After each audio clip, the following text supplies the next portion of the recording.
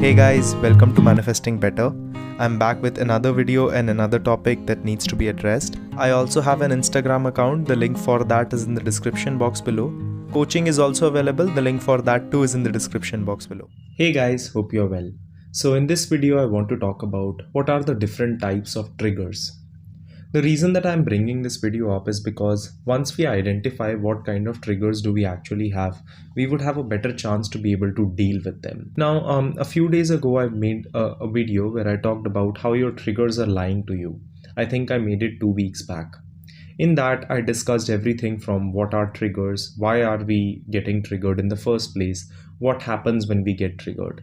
I talked about our parasympathetic nervous system, our sympathetic nervous system, how triggers actually work and why you get triggered in the first place. This is a follow-up video to that because even though we have discussed what triggers are, once we understand why each trigger comes and what are the different ways through which we can get triggered, we can fix our expectation towards it.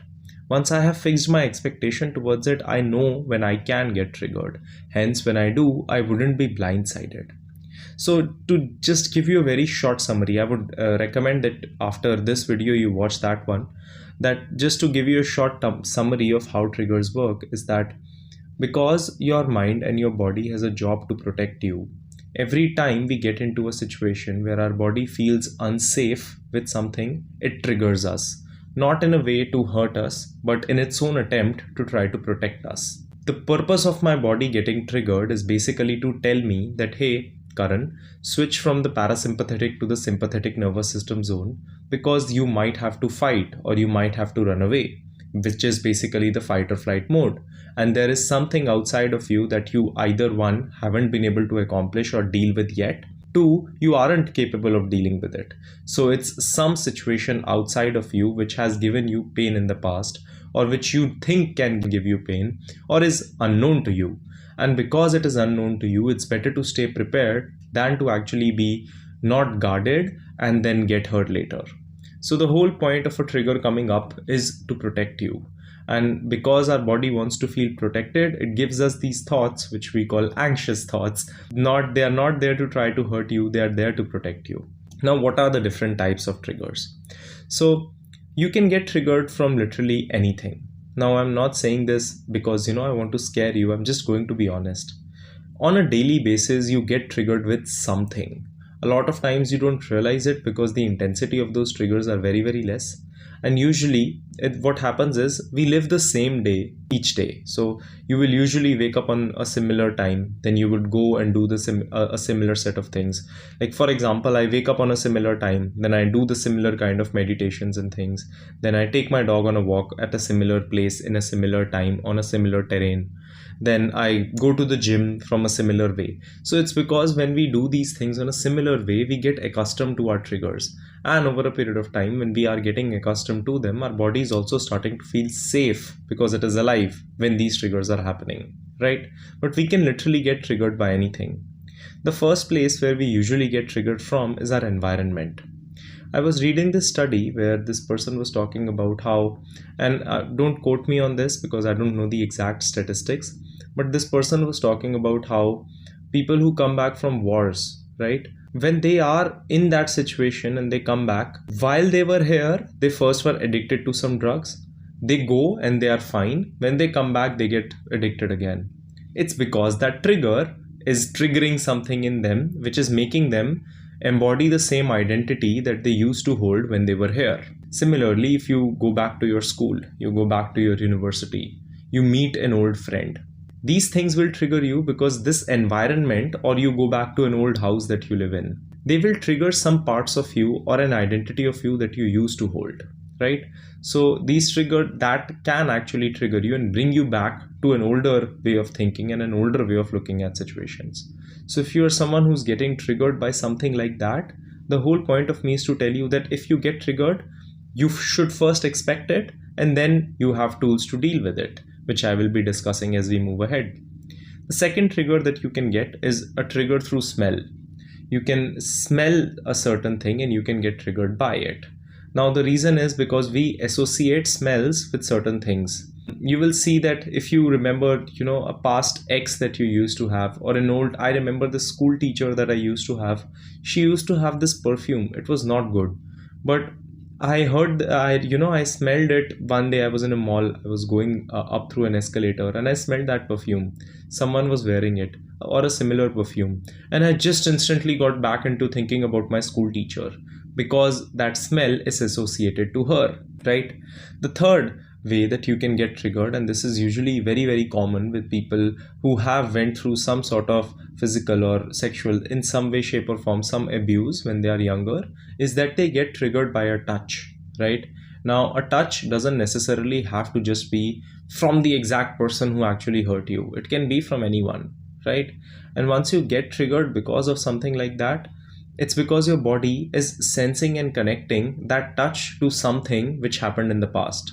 And because your body is connecting that, it is trying to take you into the similar position which you were before, because earlier you might not have been prepared, but now your body wants you to actually be prepared. It wants you to actually have that thinking that, okay, let's say something bad happens, I have to fight it. So it's trying to prepare you. It's trying to push you into a sympathetic nervous system zone. The next thing you can get triggered by is a name.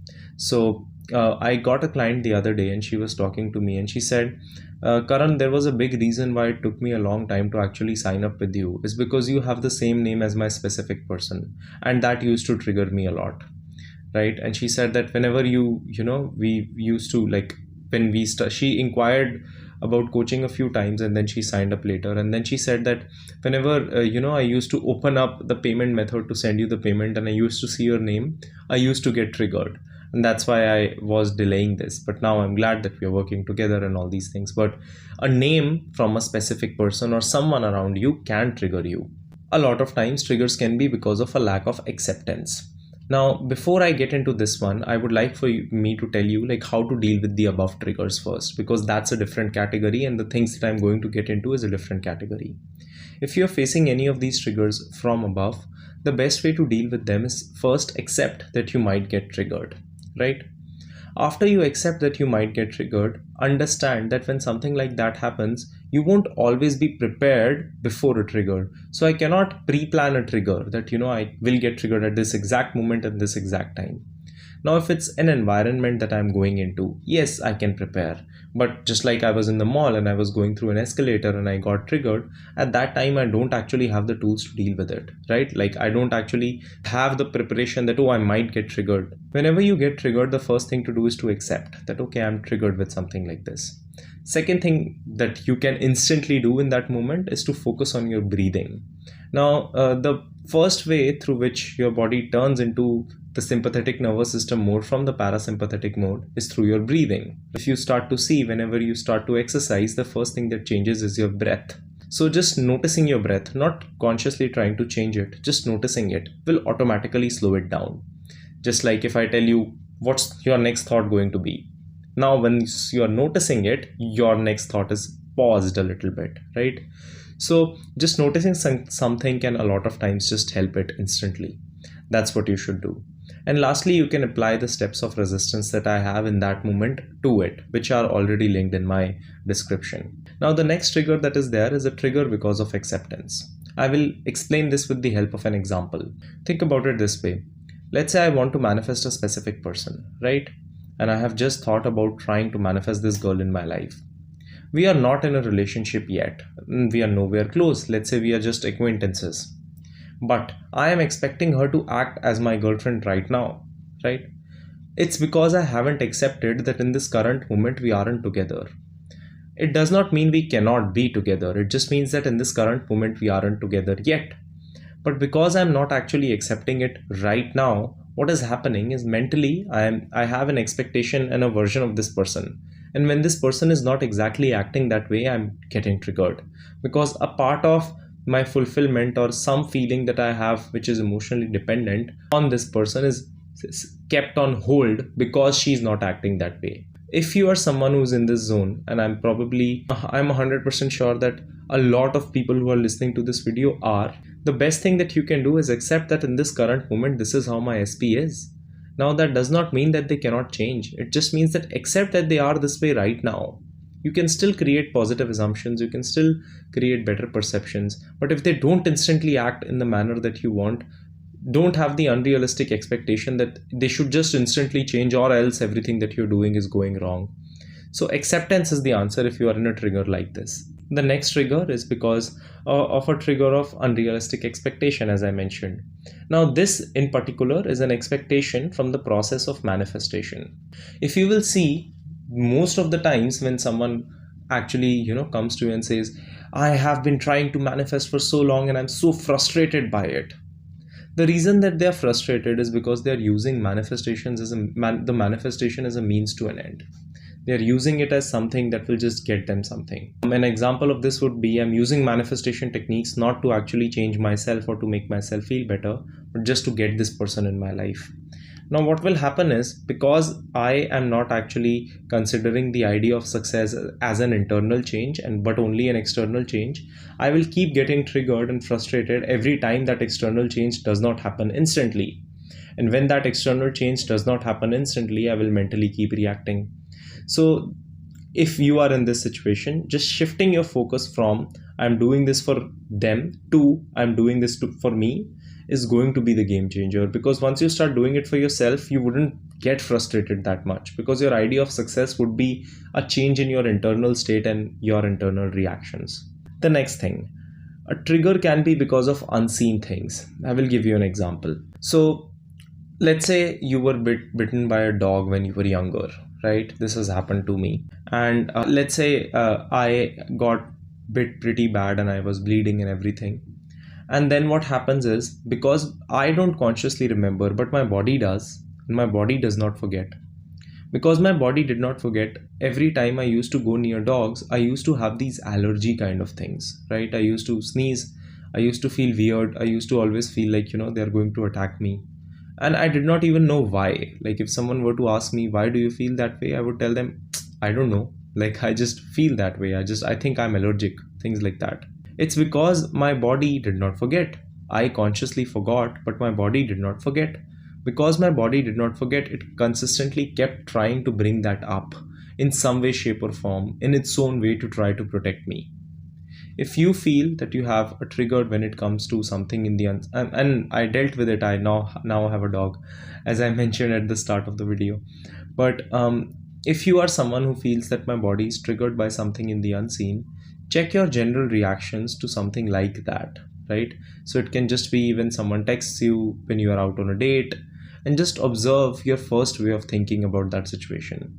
Your first way of thinking about that situation will actually tell you what you truly believe about it.